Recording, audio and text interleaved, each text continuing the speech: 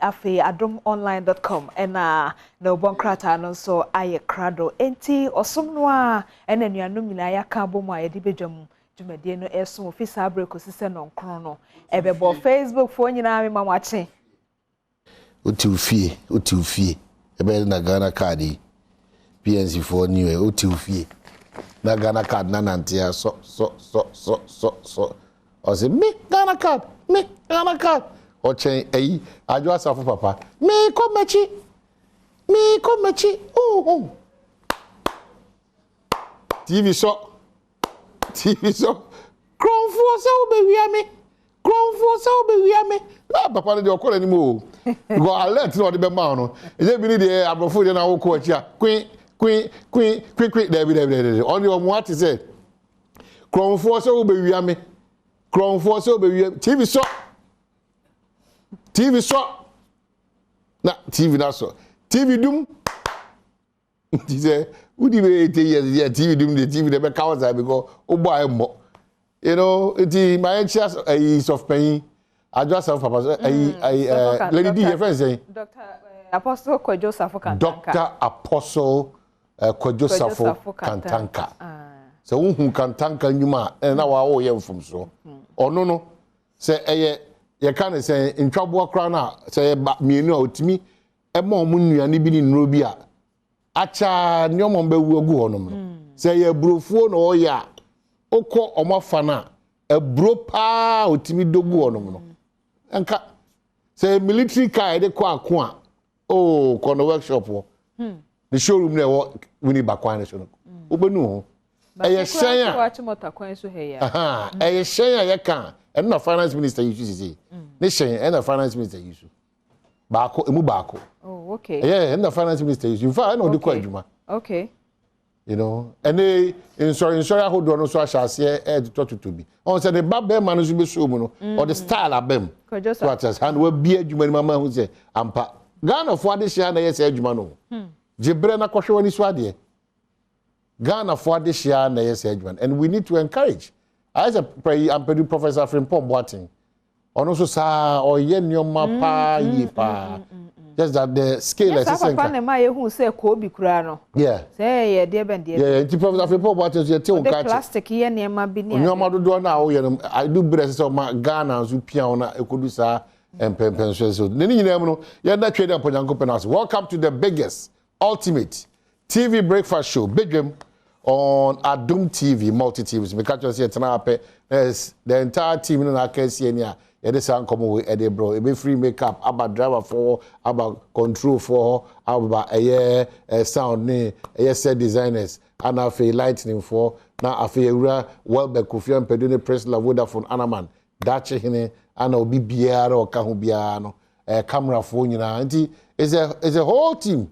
Ana no pay yemo hu de ekoso Ghana ni emiamia bi nso ewo wiase. Ade achen wo dia not just say so that's the much with them Ponyankopo. Mamen Kao say out of the 16 regions, you know, I have a region and I shall say Akasa in terms of regional ministers engagement, meet the press, you know, and not at 10 a.m. George Boache Ekasa, I have a regional minister. Another pay we are privileged to say Obaba Adom FM na oni o makodi common no ma hodo ekoso mpuntu a hodo ekoso for near how ni bi no so no watimi de atutudwa e dia national ade a abaso na mo ana mafato mo ho so say ahafofo ye pese ye ne enkrofo hia na Ministry of Information for na decide say on be engage 16 regional ministers no half the D can run. Oh, my mom half the D can because mo ba ye nche yeah half the D can run. Half the D can run. Yeah, the open yeah. My idea. 80 mobati ne ho asem and I'm just a church and no mama kama. Yeah, how be brave, but your positives is really honestly. How the could be anyone how pound that. Name positives so the papa say outweigh a negatives. Okay. Intino. You see in the energy and then your ma bar for no. You know, yeah, kasa ya kwan ya sha sia. Ye di hujuma. The minister na beka say a lot of tourist attraction areas. Mebunu no so keka omo ho. So at say your money free new month so e pe nyuma ye kama. Ebi nim so nya kwanya e wo new month. New month so ho keka no opeja ne mu say ye nwe ye sika kra kire ze wontimi fa sika endwa ayi nti ye nwe ye sika kra no onso apejam kakra de amaye nananom so awokeka na kosoro twitwiri ni nananom ugya hu se puntu hia che twitwiri mra she bedwafo na mo ntam na ye skills bi no omo nyina na omo kekasi ani se afo puntu nti se bibia timi kokama ana enya regional minister papa bi e ma remfi se ye wisdom port Alhaji Collins Dawda na ye potential president ne mnyamfo Eriko Pokum nyina she joint nti afo ye be fire franka no ye be ko mirika bi a other regions no eastern krama western ma northern ma upper eastern ma savannah ma obia ma afo na eko na se opre onkwa ho na pre ma hafo na uja western fofiri mu obra o yiri fi ho nom na o mafi ho a ene o pesa bi kuminya ezimafo ba omo ji o ba na abehu se waso be yese pa edi eche obia eso odo atojo de obaka te be mai ho kwan so ba ye na no pense de wa no pre wa se obeka ampa afun komunti PNC enya hafun PNC sesem no se Ghana card na ntema ofie se na ntema fie o se ampa o even though ye dey here you know and edi okọ centers na echo di nyina na nipa baako na asa back to the centers eti bire no so ben ba o ba ye wo yes bire no ni asa ko stress ya sa ko stress ai ade ni ahugbo wie pe ana mo tatai ade ya sa extension so it must the PS for the kind na ye di agoba asemia entra fie magana card ma ontra fie mane ma obai sa brabo kra ye bo isa neti ahomachi unya ya nka wona kameda na so wan sori am botaye na botaye me woda no krepa na o kan nti yesre mo modaroma eye ade ehia card na eye ade ehia kese pa ehia ekire se wo ye Ghana ni ukodi dwa wa ha ukoye adwuma we wa ha ene isa ne man nyina no ye bedi ka je Ghana card no oh ne fapem ne se eboa ma dwuma bi a wudi wo man ni ye ni atimi adi ekire very important mo ye kana sichi no very important kana sichi for no kabi ma ghost names onu se Ghana card na anu ye enura say newsroom say yi nipa be ye de o ho na me ka se bibia no se ade no bibia no say we are used to a certain lifestyle in this country. They be adano ye pe mfaso dodo ne pe cutting of corners no. Ne ye pe dwirim nkomo adi de be adano. Ene keta share point. They be ano ye cutting corners. Eno na me ka say one of the things are the vice president diaba. Na ni eba na nipa dodo na entiase technology. If we are simple ntuo nyina akogya technology so. Edi be a obutu bia no eno timi ni obi kasa wo Azerbaijan technology and obi timi manu sika technology free crotintin chiri utimi ni obi kasa technology and now ko jina gate bi ho a wo ye onsase na gate na abie technology no kre enti technology ni de mirikatuo aba impuntuom ko hare so enti wo ye oman a aje oman a opese keta ahye ne proye edokro na opese umpuntu no so no enante te se enwa ana achechede sa o man no bi na ya Ghana no because ye bibia ye bia no se ye pese ye koye nim be 10 times a kwabna santia benefit from baby a oti it is say ya no pese o ye ntino ye den sachira kra ba da bi o so man mma so ye continue to benefit from enyoma ye sinto a emwa mo man puntu nkonkan ti de bia sachira ba ni sinatwetwe o ye Dr. Baumia na me kan rada sa ye house number GPS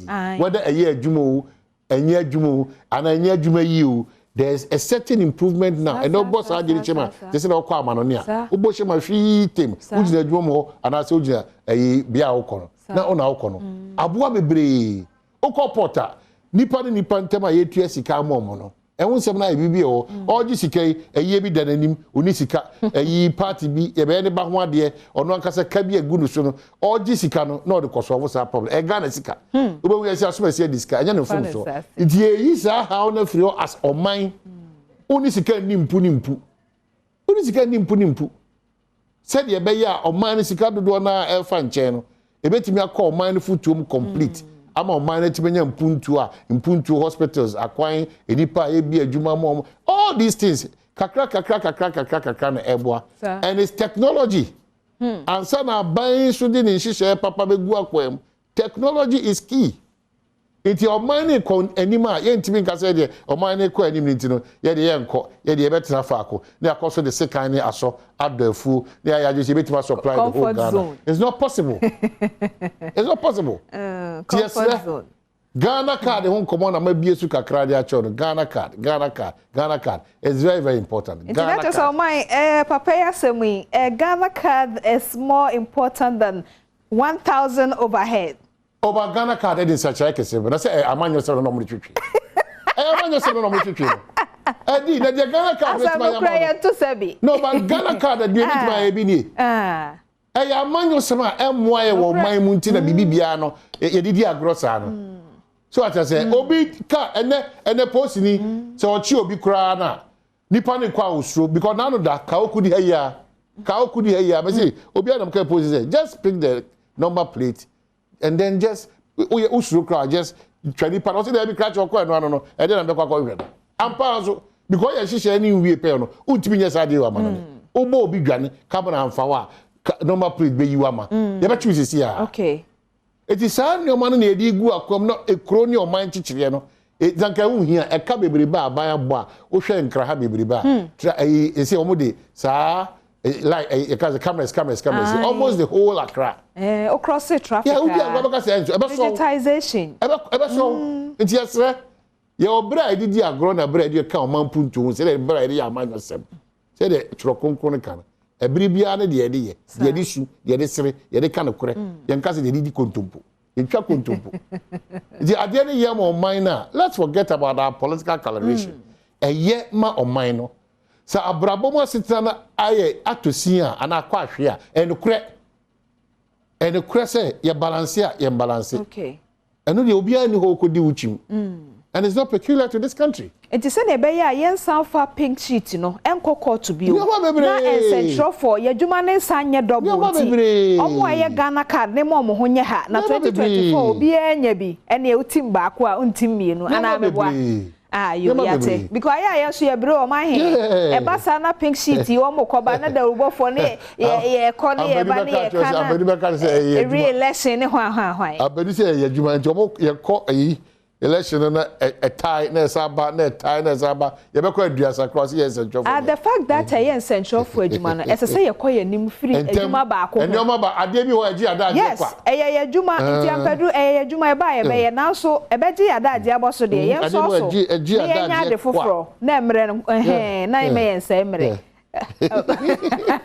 Adomonline.com wa ha mintio me daddy lumba bacho ma che mintio bia enti de wa Adomonline.com and obtain a national security sends important message to Krobo residents Krobo of way niamo ye no mukro mu ne mpotam honom no national security for na de kokobo e ma mu se ma hwe na de sese mu de 2 year no ma fa 2 year mu ne ECG for nsensem no National Security Force we dey kokobo and our day emamo another chance a veteran general veteran journalist Haruna Atta lost his wife veteran journalist and da mama kafra na openi Haruna so and shedding into and also ho asem na edahe na chese Bank of Ghana increases policy rate to 22%. Cost of borrowing to shoot up significantly. And also, cost of borrowing to shoot up significantly. I say, Sika, say, coach, open, Busia in Siachino, and once a pejam cacras, because of cacra. No PRC for the name Peda and Wezu Peda ho. Near Adomonline.com. And I want to able Pejaka. You know, so you Peda more, the agent Bosom no. Oh, nothing on Pedu Casse, only a TC for the Focacusia. On the negotiating table. On one Pedu to use for Focacusia. I am Pedu Pachoco Banwa money. Alan calls for unity after a Drew so health work. After a Drew so health work chaos. It's Nano Alan but what say so much party at Trocrata. Say hooks in any member of parliament back. Okay, and also one and a chief of staff sues Larry Dobe for defamation. Eti ni anano Larry Dogbe kokaye efa maami ya ni diye me dey. Akosia frema osay opare. Maami ni diye me dedodo. Ni diye me de pa na ochese beyiwa no nti eno so ye no Adom FM beyiwa no. Okay, on my patrol ubekọ so ya koso no some birthday dedication fiam kwata maklose. Happy 50th birthday to Mrs. Dinah Ingemba Kujan. Your fellowship at the Ringway Gospel Center, Assemblies of God Church. Happy birthday to you, Madam Mrs. Happy birthday. So, we say happy birthday to our Princess Melissa Aseda Nete. We wish you a blessed birthday from your parents, Mr. and Mrs. Tetenati, brothers and the Owusu and some family. Stay blessed, Dr. Melissa and Ediaba. Happy birthday, back also here. Abba Akron Asante, Head of Procurement, Ministry of Finance. This is from your procurement team, Ministry of Finance. Omo will show long life, good health, and prosperity.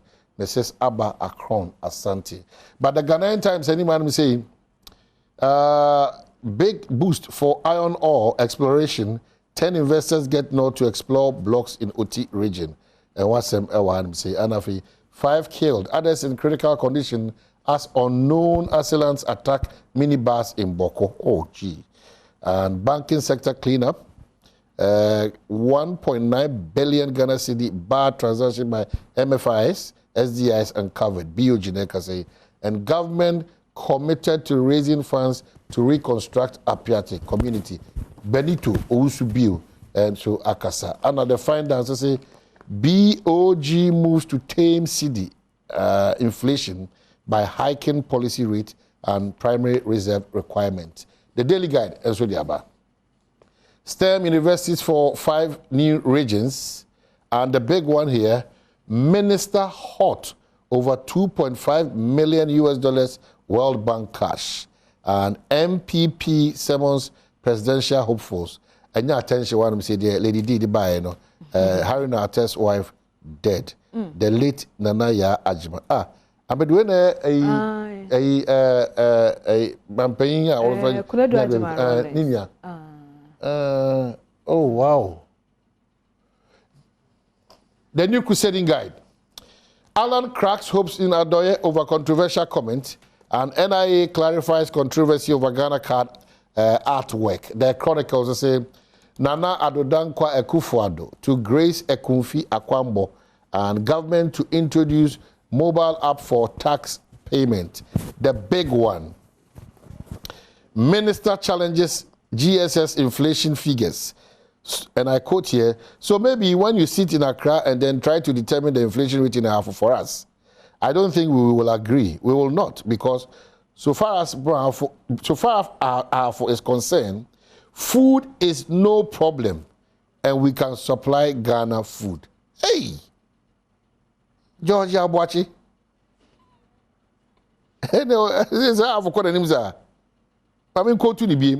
So maybe when you sit in Accra and then try to determine inflation rate in Ahafo for us, I don't think we will agree. We will not, because so far as Ahafo is concerned, food is no problem, and we can supply Ghana food. Papa in the bush, you move. The wrap up. Wrap up there na kosana share Adom TV. Badwam Jumadi if say yasasi if sabre ye de na no nkron ne bewie Badwam Jumadi no enti ye de si ha na go kansie mu nsem no aba wakwam eno achi edidi so saa se train no kosi se no nkron ebebo.